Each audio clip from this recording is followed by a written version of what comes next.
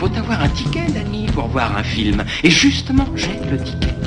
Dès qu'il sort d'une salle obscure, Bobo Léon dégaine son micro-baladeur et commente le film qu'il vient de voir. Je ne veux plus entendre parler de film.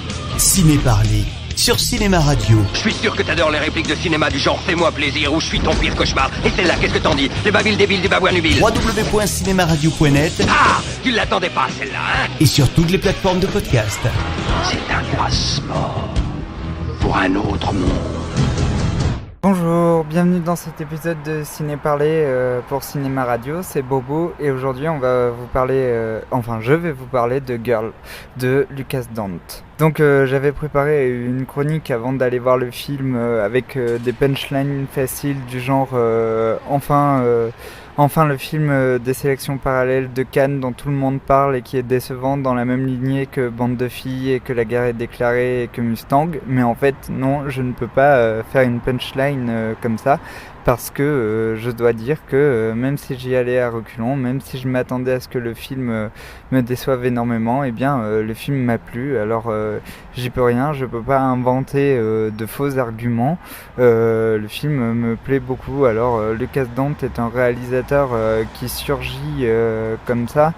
Mais en fait, il a travaillé dans le milieu de la danse contemporaine avec le chorégraphe Yann Martens. D'ailleurs, si vous avez l'occasion de voir le spectacle de Yann Martens où il s'amuse avec son fichier Word et où il fait 10 performances de 3 minutes, je vous conseille d'aller le voir. C'est un spectacle très très drôle qui m'a beaucoup plu. Et donc il a travaillé avec Yann Martens et là il réalise son premier film. Apparemment il a mis beaucoup de temps à l'écrire, il a mis 4 ans à l'écrire. C'est un film qui s'inspire d'un fait divers et qui raconte l'histoire de Laura, anciennement un garçon qui a 15 ans et qui est en train de faire sa transition en fille. Et du coup, ce que tout le monde a souligné, je vais pas être très original dans cette critique vu que tout a été écrit et surécrit sur ce film, c'est que le film ne considère pas la transidentité comme un problème, heureusement, encore heureux, sinon ça aurait été dangereux, mais c'est surtout qu'il décale son sujet et que c'est pas un film sociétal avec un grand sujet sur une personne qui changerait de genre. Alors bien sûr je prends des gants à chaque fois si j'emploie un mot pour un autre, écrivez-moi, n'hésitez pas à m'écrire si vous êtes concerné par ces questions-là, et si j'ai fait des maladresses dans ma chronique, je m'en excuse par avance. Voilà.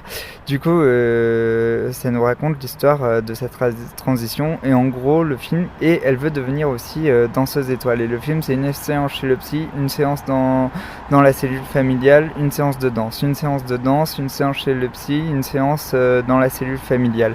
Alors, Laura vit seule avec son père et son petit frère, on ne sait pas où est la mère, et du coup jamais on aborde la question de la disparition de la mère, comme dans Leave No Trace un peu. C'est l'histoire d'une fille qui vit avec son père. Les films sont un peu cousins. Alors ce qui est très curieux, c'est qu'on a beaucoup comparé le film de Lucas Dante à Xavier Dolan, mais pour moi ça n'a aucun rapport. Enfin, c'est du Xavier Dolan en bien, même si j'aime beaucoup Laurence Anyway sur des sujets cousins. Mais voilà, la lumière est très belle, l'utilisation de l'espace dans les appartements est très beau aussi. Parfois c'est un peu tire-larme, on sait qu'il va y arriver un événement tragique à la fin, mais c'est un film qui s'émancipe de tout le cinéma belge actuel, soit des films de Willy Lanners, soit des films des frères Dardenne. Et donc c'est un film qui est assez léger et lumineux, même si à la fin il y a un événement dramatique qui va se passer. Enfin, dramatique, c'est selon les interprétations, je sais pas. Et à ce sujet-là, c'est un film très bien, vous l'aurez compris, je vous le conseille. J'ai oublié de vous préciser que j'allais énormément divulgacher dans ma chronique. Et à ce sujet-là, je vous conseille d'aller lire sur le site Genre Pluriel, en fait, qui a répertorié tous les articles sur la manière dont la communauté trans recevait le film. Et bien sûr, la communauté trans critique pas mal le film. Et il y a des articles très complets sur le site de la RTBF de Paul Verdeau. Et un article très complet sur Paris Match également de Maryse Ghislaine. Alors c'est un peu inquiétant, mais ça a toujours été inquiétant que Paris Match fasse des meilleurs articles cinéma que Télérama et Les Inrocks. Et du coup, c'est des articles très intéressants parce qu'on voit comment certaines personnes de la communauté trans ont reçu le film, et leurs critiques ne sont pas du tout virulentes, elles sont très construites, bien que j'ai lu que certains disaient que le film était gore alors qu'il n'y a aucune scène gore dans le film. Mais par contre, qu'on reproche au réalisateur d'avoir fait beaucoup de scènes de la personne, de l'héroïne devant la glace en train de se cacher son sexe masculin, qui parle beaucoup de corps et pas beaucoup de psychologie, c'est un peu dommage, mais en même temps je trouve ça bien qu'il parle de danse, parce que comme il a travaillé avec Yann Martens, il connaît beaucoup l'univers de la danse, et bon, lui il fait de la danse contemporaine, mais là c'est plutôt de la danse classique, et moi je m'attendais à ce que ce soit trop dur pour le corps de Laura de faire des pointes et qu'elle finisse à faire de la danse contemporaine et que ça finisse bien, mais apparemment je vis dans le monde des bisounours. Du coup je vous conseille d'aller un peu vous balader sur Genre Pluriel comme site, et de lire cet article de Paris Match et de la RTBF qui sont très très intéressants. Voilà, bon, sur ce j'ai rien de plus à dire à part que c'est un bon film, allez-y, vous serez vraiment pas déçus. Et ce qui m'a aussi impressionné, c'est que les gens discutent beaucoup à la sortie du cinéma. Du coup, même si le film est maladroit, il y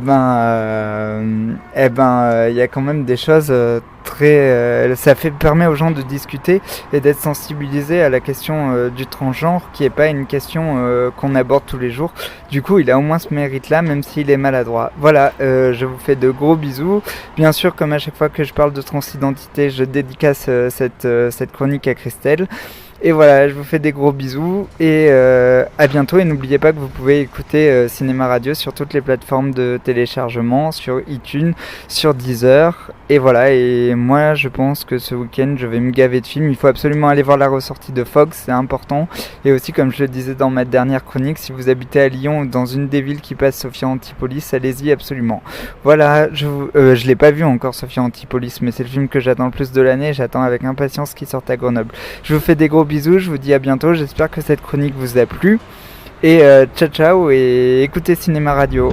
Il faut avoir un ticket, Dany, pour voir un film. Et justement, j'ai le ticket. Dès qu'il sort d'une salle obscure, Bobo Léon dégaine son micro-baladeur et commente le film qu'il vient de voir. Je ne veux plus entendre parler de film. Ciné Parler sur Cinéma Radio. Je suis sûr que t'adores les répliques de cinéma du genre Fais-moi plaisir ou Je suis ton pire cauchemar. Et celle-là, qu'est-ce que t'en dis? Les babiles débiles du babouin-nubile. www.cinemaradio.net. Ah, tu l'attendais pas celle-là, hein? Et sur toutes les plateformes de podcast. C'est un passeport pour un autre monde.